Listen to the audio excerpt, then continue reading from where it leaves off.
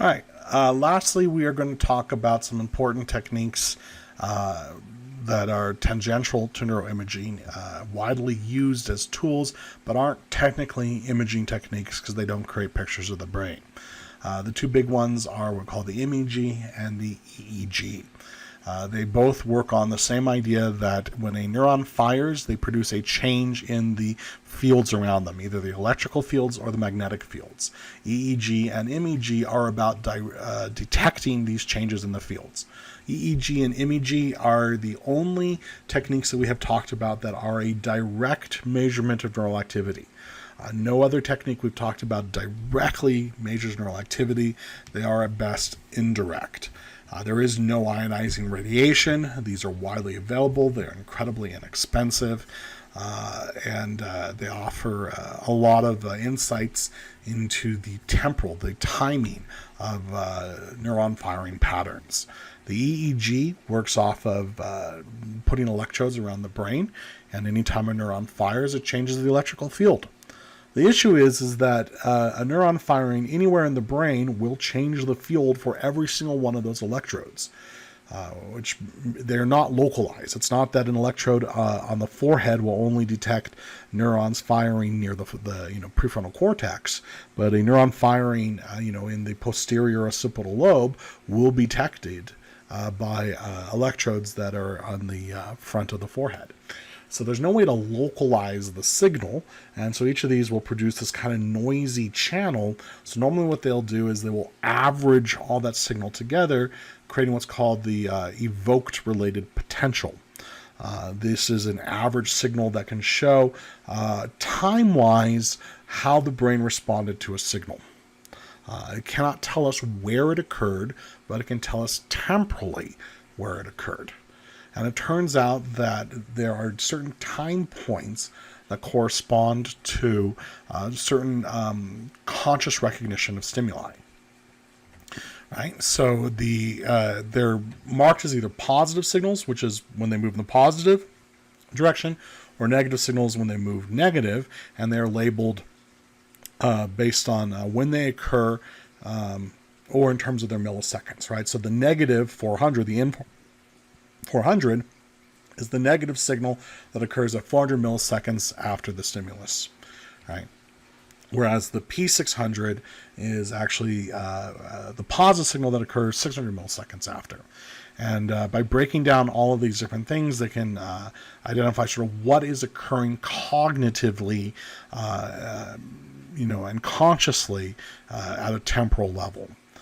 So, for example, the P1 signal and the N1 signal tend to be associated with arousal, attention, right? So that first signal is something happened.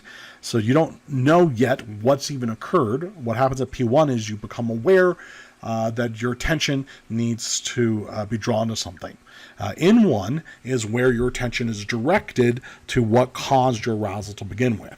So P1 is the initial arousal, the initial awareness that something has occurred, but you don't even know what it is yet. And then N1 is where you selectively attend and discriminate to what that is. P2 is where we begin to get stimulus classification, right? You have oriented your attention towards what it was, and now you're trying to say what it is. For example, in auditory, it's particularly sensitive to loudness or pitch. N2 is about determining how unexpected that signal is and how much your attention should be drawn towards it. P3 is where we get much more complex processing. This is where we've identified what it is, we've identified whether or not it's a deviation from expectation, and we begin to plan how we're going to respond to it. This is also an area that is associated with memory, working memory, conscious processing, problem solving, right? So we can see that our conscious awareness goes through these steps. We can actually use the EEG and the average signal to differentiate levels of consciousness. Right, so sleep, one of the only ways to determine legitimately what stage of sleep you're in is by looking at changes in the EEG firing pattern, with small, low voltage noisy signals being associated with a awake and alert brain, whereas these high voltage, repetitive signaling is associated with deep sleep, or also sometimes seizures. right? Where the brain is firing all in synchrony. It's often used in death, where we can see changes in the EEG pattern that tells us when brain death has occurred, as we talked about when we discussed the medulla. The MEG is similar, except that rather than detecting changes in electrical potential, it's detecting changes in the magnetic field. This is a highly sensitive machine that can detect tiny fluctuations in the magnetic fields and can actually create a heat map of the brain about where these magnetic field changes occurred. What's important is that the MEG struggles just like the EEG to determine where it occurs. Right? The localization problem is that any neuron firing anywhere in the brain can create magnetic field changes anywhere else in the brain. Several people have attempted to localize MEG signals by doing these feed-forward models where they will actually take a computer model and say, well, let's pretend the neuron fired here. And they'll look at the magnetic field and they'll say, does it match? If it doesn't match, they change it. And they keep iterating over and over again until they find a match. The problem is there's an infinite number of solutions. So localization of the MEG signal without, applying sort of previous models to the data is impossible. So if we look at all of these techniques that we've talked about, I think this is a pretty good map that shows us the relationship between spatial versus timing in terms of the resolution. So things like the functional magnetic imaging has really good spatial resolution, right?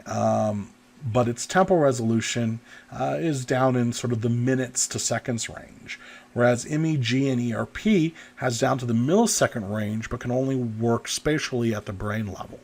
Ideally, single-cell recordings or multi-unit recordings that we talked about, like with brain surgery, kind of have the best of both worlds, but we talked about where those limitations can come from. So that is basically the neuroimaging lecture. Please review the videos. I will upload the slides, and I will be making some discussion forums available for questions. All right, thank you.